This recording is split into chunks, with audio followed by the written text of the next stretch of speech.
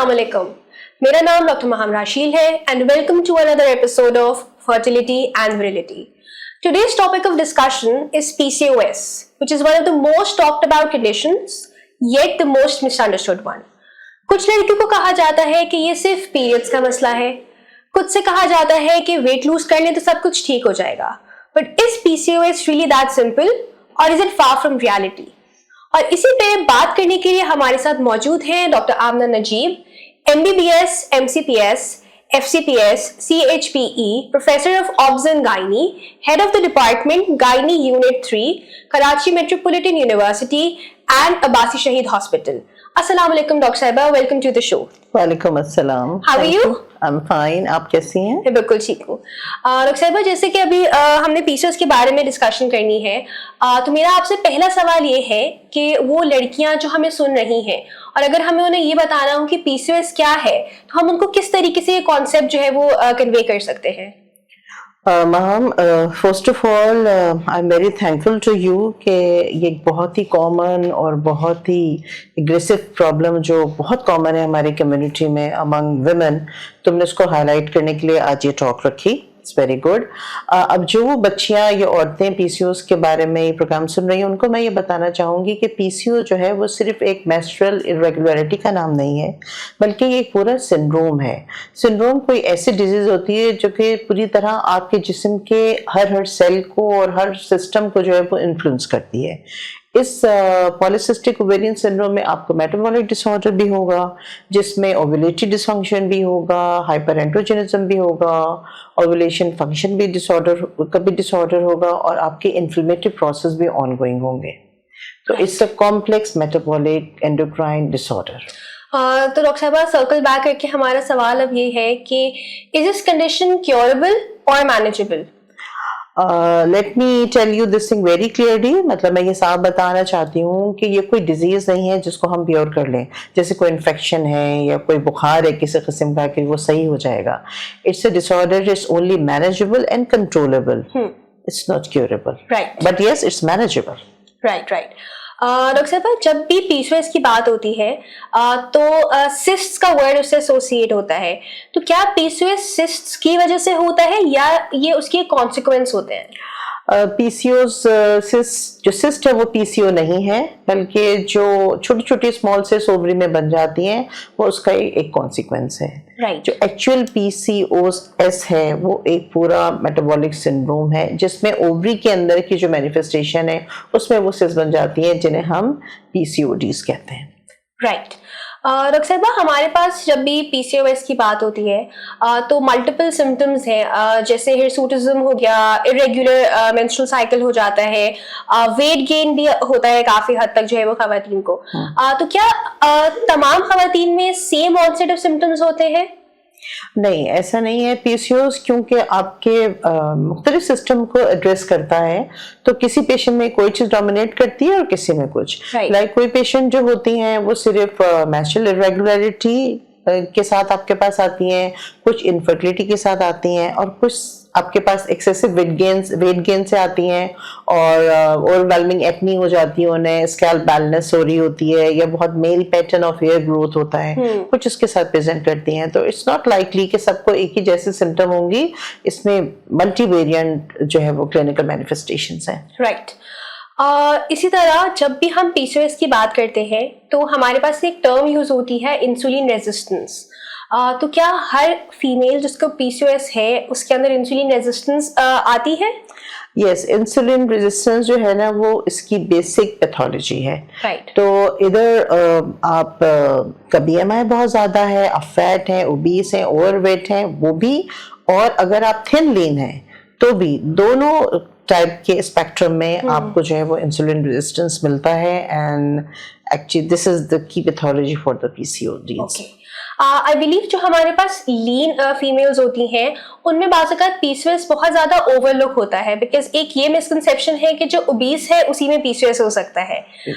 तो I would also like your 2 cents on this misconception. Thin and lean PCOS are also difficult to manage because of the same reason which you highlighted. वो क्योंकि दुबली हैं तो वो सोचती हैं कि पीसीओएस जो है तो मोटी लड़कियों की बीमारी है तो शायद हमें नहीं है, लेकिन जब उनका हम वर्कअप करते हैं तो पता चलता है कि जी उनको भी इंसुलिन रेजिस्टेंस है, Right. और उनको भी साइकिल इरेगुलर है, या उनको कुछ लो लेवल का हिर्सुटिज्म भी है और एक्ने भी है। ये सब प्रॉब्लम जो हो हैं थोड़ी सब क्लिनिकल होती हैं, लेकिन ये कि they do have insulin resistance. Right. हमारे पास जो है ना एक और मिसकंसेप्शन जो है वो आ रही होती है कि पीसीओएस एक टर्म यूज हो रही होती है और एक पीसीओडी। तो क्या ये हमारे पास सिमिलर है या इनके अंदर कोई डिफरेंस है?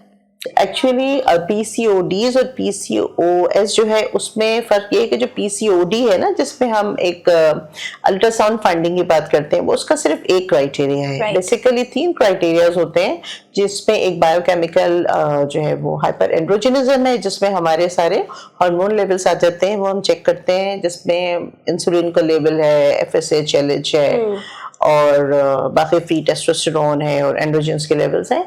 और एक जो है वो हमारी क्लिनिकल हिस्ट्री पे क्राइटेरिया आता है, जिसमें पेशेंट जो है वह हमें बताती है कि उसको प्रोलॉन्ग साइकिल है, 2-2, 3-3 महीने तक पीरियड नहीं होते हैं, और होते हैं तो कम होते हैं, या टोटल एमेनोरिया है, पीरियड्स होते ही नहीं है 6-6 महीने तक, 1-1 साल तक। एक ये क्राइटेरिया है।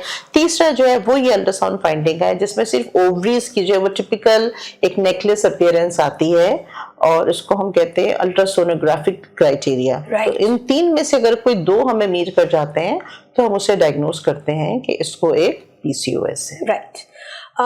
डॉक्टर साहब, ये तो हमारे पास जो है वो तमाम टेक्स्ट बुक नॉलेज है, विच आई बिलीव कि बहुत सारे लोग इसके ऊपर बात कर रहे होते हैं। बट एक चीज जो बहुत ज्यादा ओवरलुक्ड है वो इसका इमोशनल एस्पेक्ट है। तो मेरा आपसे ये सवाल है कि वो खवातीन जो पीसीओएस का शिकार है या उनमें डायग्नोज हो रही है, वो इमोशनली क्या सफर कर रही होती है? Very important question. एक्चुअली जो इमोशनल इन्वॉल्वमेंट है उसी को ही सबसे ज्यादा हम क्लिनिशियंस को एड्रेस करना पड़ता है।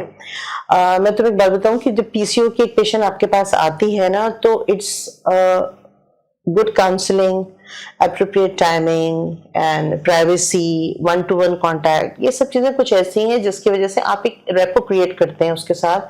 She is just open up to tell you about what she's feeling from the inside, कि वो अंदर से क्या फील कर रही है, उसको कितना लो सेल्फ एस्टीम है, या वो कितने डिप्रेशन के फेज से वो गुजर रही है। और ये इट्स वेरी कॉमन, ऐसा होता है।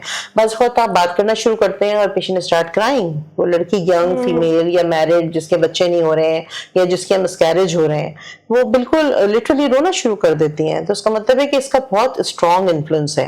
अच्छा, प्लस अनमैरिड बच्चियां, जैसे उनका अगर बहुत एक्सेसिव वेट गेन है और बीएमआई बहुत बढ़ गया है, तो वो इतनी ज्यादा बॉडी शेमिंग का शिकार होती हैं कि वो अपने आप को सोशली कट ऑफ करके बैठ जाती हैं, फंक्शंस में नहीं जाती हैं, वो कहीं अपने आप को शो ऑफ नहीं करती हैं। They don't feel like doing a good dress up and makeup and all this, which is I feel is very traumatic for them. तो उनसे बात करनी पड़ती है और उनको थोड़ा सा आपको सेल्फ एस्टीम उनके ऊपर लानी पड़ती है, बताने के लिए कि ये मैनेजेबल है। And they need a lot of encouragement, कि उनको बहुत ज्यादा आपको हेल्प करना पड़ता है बताने के लिए कि वो भी अच्छी हो सकती हैं, वो भी एक नॉर्मल लाइफ गुजार सकती हैं, वो नॉर्मल मेंस्ट्रुएट कर सकती हैं मंथली, या वो शादी के बाद एक माँ बन सकती हैं और बच्चे प्रोड्यूस कर सकती हैं। एंड आई बिलीव कि इस लो सेल्फ एस्टीम की वजह से हमारे पास उनकी जो डेली लाइफ की रिलेशनशिप्स है वो भी काफी हद तक इम्पैक्ट हो रही होती है नेगेटिवली। हाँ, देखो, जब तक अनमैरिड है जब तक तो शायद पेरेंट्स और सिबलिंग कवर कर लेते हैं, लेकिन जब स्पाउस का मामला आता है, शादी हो जाती है और बच्चे नहीं होते हैं और इनफर्टिलिटी फेस करती हैं, तो जितनी ज्यादा ये प्रॉब्लम क्रॉनिक होती चली जाती है, उतनी आई थिंक रिलेशंस जो हैं वो खराब या वीक इनवर्स में कहूंगी होते जाते हैं। बिकॉज नेचुरली जब शादी होती है तो दोनों तरफ की फैमिलीज ये चाहती हैं कि बच्चे हों और बच्चों से घर बने और जनरेशन आगे बढ़े, ये सब प्रॉब्लम है। तो yes, PCOS are creating a very strong family problems between relations. जी डॉक्टर साहब, आप का एक ऐसा रोल है उन खवातीन की लाइफ में जिनको पीसीओएस है कि आप फर्स्ट हैंड में उनके स्ट्रगल्स को देख रही होती हैं। एंड आई बिलीव कि हमारे माशरे में वो तमाम खवातीन जिनको पीसीओएस है वो बहुत अकेला फील करती हैं। Exactly. तो आप फॉर एग्जाम्पल उनके फैमिली मेंबर्स या जो भी लोग उनके इर्द गिर्द हैं, ऐसा कोई मैसेज है जो आप उनको देना चाहेंगे कि जिससे वो सपोर्ट कर सकते हैं और उनकी सेल्फ एस्टीम को या फिर उनके कॉन्फिडेंस को बूस्ट दे सकते हैं? एग्जैक्टली देखो, इसके लिए तो मैं अपने पहली वाली इनिशियल टॉक पे जाऊंगी कि पीसीओस जो है वो कोई एक डिजीज नहीं है जो क्योर हो जाए, बल्कि एक सिंड्रोम है जो कि मैनेज हो सकता है। थोड़ा डिफिकल्ट है, लेकिन क्योंकि मैनेजेबल है, तो पीसीओस की जो पेशेंट है उनको बहुत ज्यादा इंकरेजमेंट और बहुत ज्यादा बूस्ट करने की जरूरत है घर में। वो पेरेंट्स हो, बहन भाई हो या उसका हस्बैंड हो, वो अगर उसको पॉजिटिव वे में लेकर चलेगा, उसके हेल्प आउट करेगा, जो भी चीजें उससे अचीव करनी है, तो देयर इज नो पॉइंट कि वो मतलब बच्चा ना प्रोड्यूस कर सके और माँ ना बन सके, ऐसी कोई प्रॉब्लम नहीं है। बट यस, बहुत अच्छी सपोर्ट उसको फैमिली की चाहिए। बिल्कुल। डॉक्टर साहब, जब भी पीसीओएस का वर्ड यूज होता है तो या आप जब किसी को डायग्नोज करती होंगी इससे, तो उनके अंदर एकदम से इनफर्टिलिटी का खौफ आ जाता है, तो क्या ये खौफ जस्टिफाइड है? किसी हद तक तो है, लेकिन उसका सोल्यूशन भी उन्हीं के पास है। ठीक है, खौफ को तो जितना आप तारी करेंगे वो और आपको डराएगा।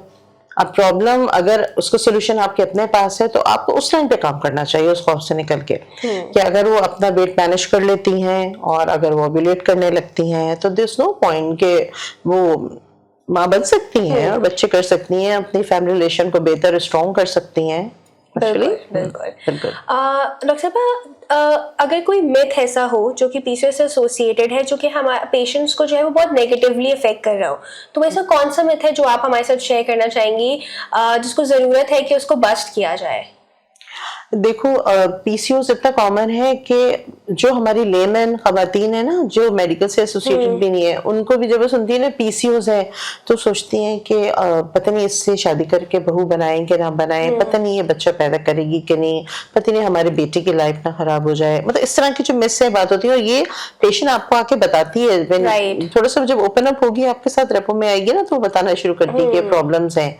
तो इसको सॉल्व करने एक तो आप दोनों पार्टनर को बुलाएं, मियाँ को भी बुलाएं और बीवी को बुलाएं, एक साथ एड्रेस करें। ठीक है, बिकॉज इनफर्टिलिटी के लिए बात बुलाती है ना, तो पीसीओएस के लिए बताएं, और जो चीजें मैं एक्सप्लेन करी उसके हस्बैंड को भी बताएं कि अगर प्रॉब्लम वेट का है तो वेट रिडक्शन के लिए भी उसने हेल्प करनी है। अगर इंसुलिन रेजिस्टेंस है तो उसके लिए भी वेट रिड्यूस करना बहुत बेनिफिशियल होगा। ठीक है, अगर हिर्सुटिज्म है तो उसके लिए बहुत सारी कॉस्मेटिक्स की हमारे पे हेल्पलाइन है, एक रेंज है, उससे वो उसको मैनेज कर सकते हैं। ठीक है, और लाइफस्टाइल मॉडिफिकेशन में जो डाइट है, जो स्लीपिंग पैटर्न है, ये सब के लिए तो मेरे ख्याल में पूरी फैमिली को जो है उसका साथ देना होगा, बल्कि उसका साथ नहीं देना होगा, खुद भी अडॉप्ट करनी होंगी वो चीजें।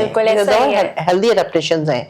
आजकल की लाइफ में इतनी फास्ट लाइफ में जहाँ इतने जंक फूड्स और इतना हम अल्लम गलम खाते हैं, उसमें ये जो जितनी भी मॉडिफिकेशन है, मेरे ख्याल में एक टाइम आएगा कि हर फर्द को जो है ना इसी के साथ चलना पड़ेगा। Right. What is the one thing that you wish your patients understood about PCOS? जब आप उनको काउंसिल कर रही हैं या गाइड कर रही हैं, तो ऐसी कौन सी चीज़ है जो कि आप बहुत दिल से चाहती हैं कि वो समझे इस चीज़ को, ताकि उनके लिए भी आसानी हो? मैं ये चाहती हूँ कि वो पॉजिटिव रहें, कि जो चीज उन्हें समझाई जा रही है वो उन्हें अंडरस्टैंड करना है और वो वर्क करेगी उनके लिए। ठीक है, लाइक अगर हम ये कहते हैं कि वेट रिडक्शन, ठीक है, वेट रिडक्शन इज ऑल्सो की गेटवे टू द सक्सेस है। अगर वो मैनेज कर लेती हैं और अपना एग्जिस्टिंग वेट का, sometime we are very obese, more than 100 kgs, you know, अगर एग्जिस्टिंग वेट का वो 5% भी कम करती हैं, which is a really difficult task for a PCOS patient, लेकिन अगर हो जाएगा और हो जाता है तो वो मेंस्ट्रुएट करना शुरू हो जाएंगे, she might ovulating monthly, ठीक है, और अगर उससे ज्यादा कम कर लेती है 10 to 15%, तो हो सकता है she might be pregnant one fine morning, उसको पता चले कि वो प्रेग्नेंट है और वो माँ बन सकती है और फिर वो उसको कैरी कर सकती है। बट इस लाइफ स्टाइल मॉडिफिकेशन को लेके चलना पड़ता है इन लॉन्ग रन ऑल्सो।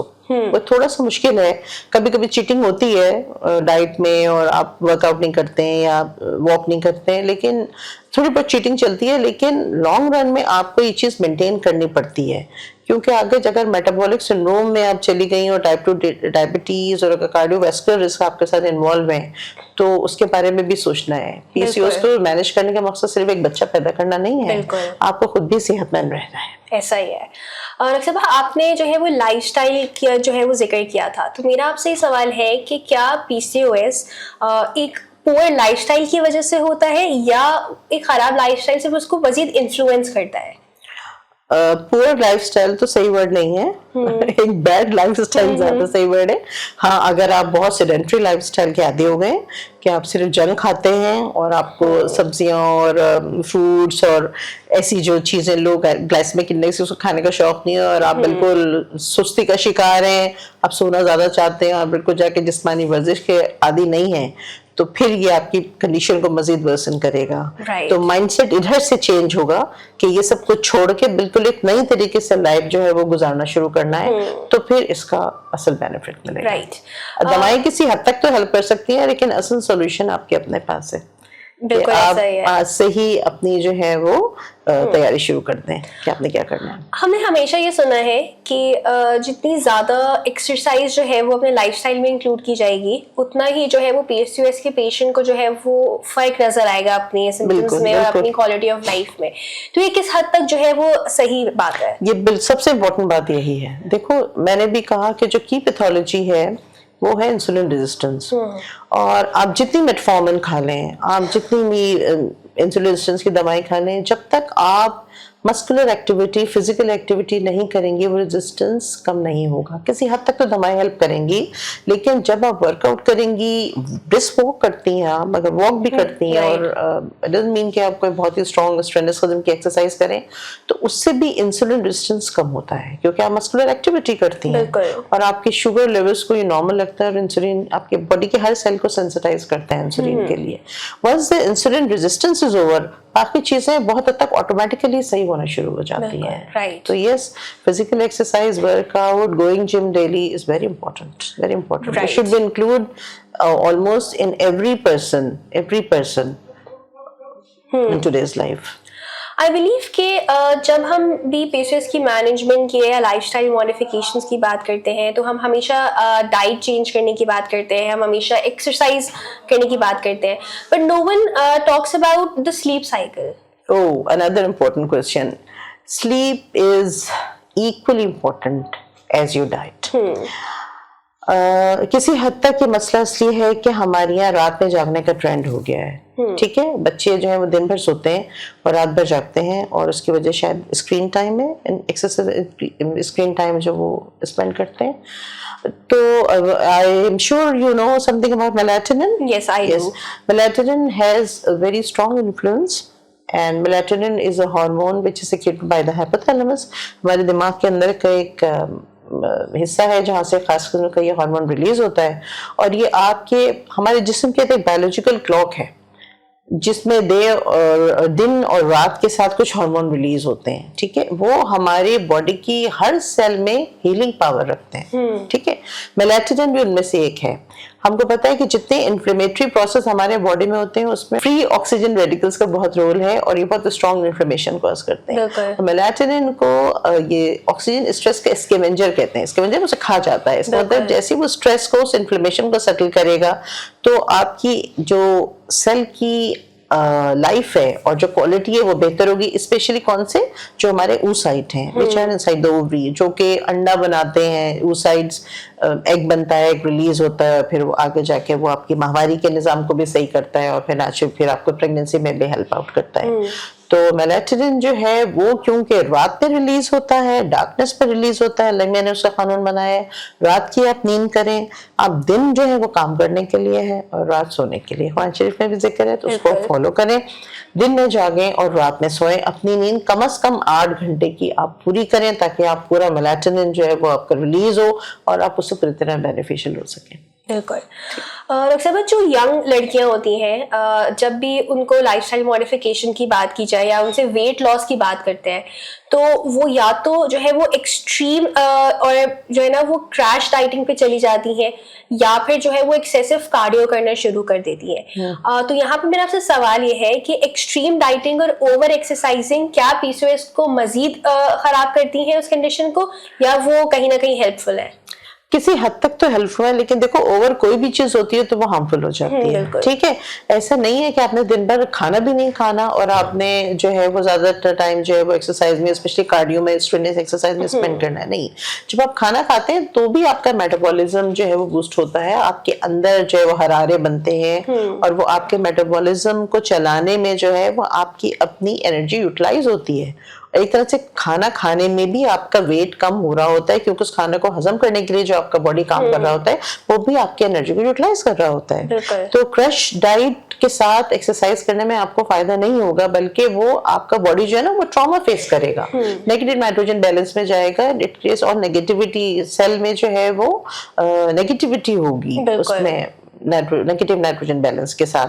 आप बहुत सारा पानी पिए, आप वक्त पे खाना खाएं, हाँ आप डाइट में सेलेक्टिव हो जाएं, सिर्फ वो डाइट लें जो कि पीसीओएस के लिए, लाइक हाई फाइबर डाइट लें, आप हाई प्रोटीन डाइट लें, लो कार्ब्स लें, लो फैट लें और हाई ग्लाइसेमिक नहीं लें। आप जो प्रिजर्व फूड हैं, वेजिटेबल ऑयल्स हैं, इनको आप अवॉइड करें। और मैं तो कहती हूँ कि सब्जियों से और फलों से दोस्ती कर लो तो पीसीओ किसी हद तक, और 40 to 45 मिनट्स अगर डेली एक्सरसाइज कर लो तो पीसीओ जो है वो किसी हद तक बेहतर हो जाएगा। और जंक बिल्कुल निकाल दो अपनी जिंदगी से कि जंक नहीं खाओगे। चिटिंग करनी है तो कभी शायद 15 दिन में एक दफा, राइट, उससे ज्यादा नहीं। सही। डॉक्टर साहब, आपने थोड़ी देर पहले इन्फ्लेमेशन का वर्ड यूज किया था, तो अब मेरा आपसे ये सवाल है कि पीसीओएस जैसी कंडीशन में कितना जरूरी है कि अपनी बॉडी के अंदर मौजूद इन्फ्लेमेशन को कम करें, और वो इन्फ्लेमेशन को हम कम कैसे कर सकते हैं? देखो, ये भी एक इम्पोर्टेंट एस्पेक्ट है पीसीओएस का, ठीक है।